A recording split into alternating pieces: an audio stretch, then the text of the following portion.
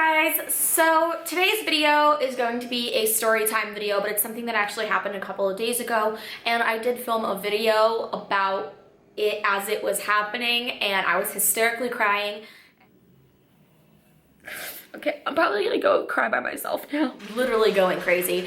So I decided that maybe it wouldn't be the best thing to upload that video because even though it does show me in like a really vulnerable and terrible state, it's also something that I don't feel like it would be beneficial to put on my YouTube channel. So I'm just gonna tell you guys what happened. I touched on it very lightly on my Twitter, and I also talked about it with you guys on my live show that I just like randomly did a couple days ago. And if you guys aren't following me on YouNow, you definitely should. I do live shows about 1 to 2 times a week, and they're really fun.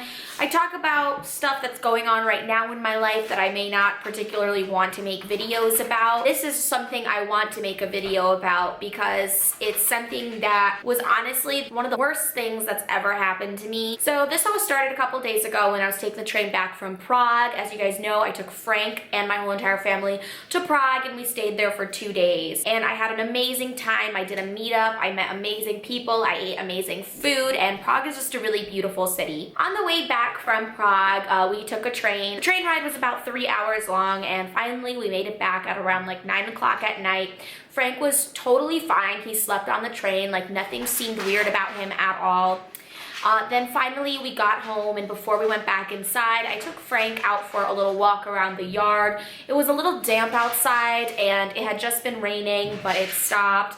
And it was dark, so I couldn't really see, but I just wanted to make sure that Frank used the bathroom before he went upstairs and went to bed. So we get inside, and I'm on the computer, and I noticed something very strange about Frank, and I can't even really describe it. It was like as if he was having really intense hiccups. His whole entire body was making jerking movements, and sometimes he makes weird hiccuping noises when he's sleeping, and it's because he's dreaming or he's having a nightmare, but this was totally different. This almost looked like he was having a stroke or a seizure. I wasn't sure. So I immediately woke up and I'm like, okay, Frank, get up, because I just wanted to see if he was okay.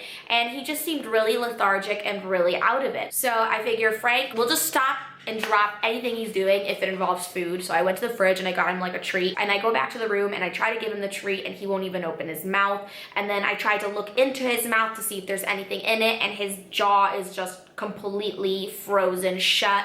I try to pick him up and he just drops over. I check his reflexes on his legs. His leg just moves back and forth really easily, and he's not resisting at all, like he's having no reflexes. So basically my dog, from what I had observed, was having partial paralysis of his body.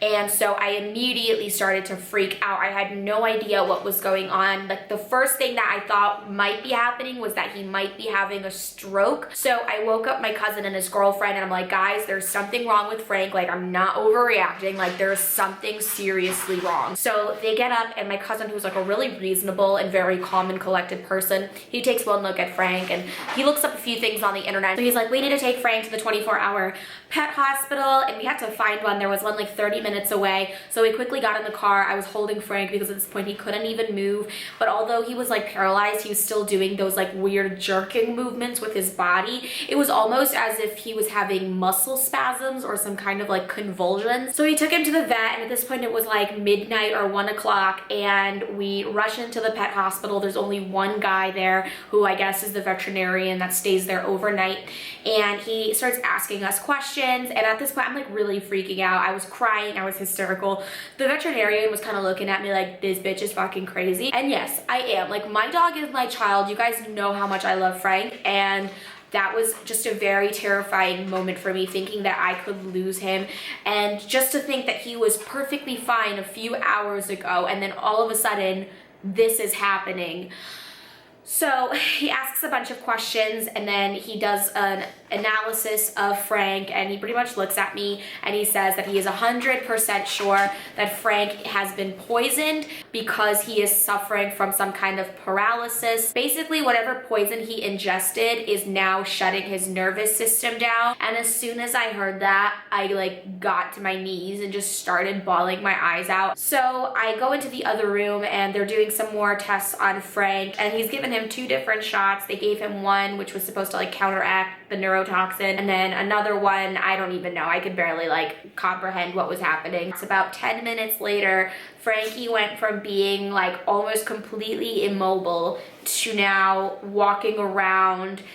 He was walking around very oddly though, like he could barely get his paws straight, but he was walking around and sniffing things and like was aware of his surroundings. So the vet said that was a very good sign that like whatever was in his body was now reacting to the injection that he had been given, but he still wasn't sure like how things would be in the long run. And he said that they needed to do blood work to make sure that his kidneys or his liver weren't affected. His heart rate was totally fine though. And so he told me that it would be best if I left Frank there overnight and just so he could monitor Frank and see if everything turns out okay. And that was the hardest part for me, was just like seeing my dog at this veterinarian, like being put into a pen and, you know, looking so sad and looking so sick, and I had to leave him.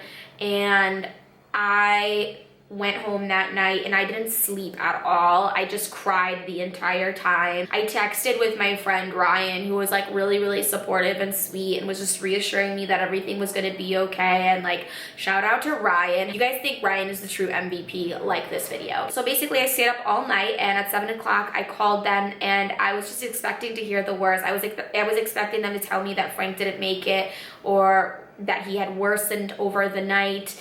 And oh my god, he's here right now sitting next to me, and I just like want to give him a big freaking hug. Like, as you guys know, like he's here right now, and you know this story ends well, but I really didn't think it was going to. I was just thinking the worst, and all these horrible and awful things are running through my mind. I just kept thinking like, what am I gonna do if something happens to Frank? Like, how am I going to like continue doing YouTube? I can't even like open up social media because like all I see is like Frank related things. And so when I called them in the morning, they told me that Frank had improved 100% and that he was running around the veterinary hospital and sniffing things and like playing with a cat. So that just instantly was a huge wave of relief for me. And they told me that they had to do some more blood work just to make sure that none of his organs were affected, and that I could potentially pick him up at like noon. And then they called me again at 10 o'clock and they told me they did the blood work, and they said they found absolutely nothing. They said that none of his major organs were affected. He is obviously like mentally fine. And when I went there to pick him up, the veterinarian said that the only thing that he can think is that it could have been something he licked on the street. And I was looking it up. It could have been anything. It could have been a toad. It could have been a snail. It could have been a drug. It could have been a tick.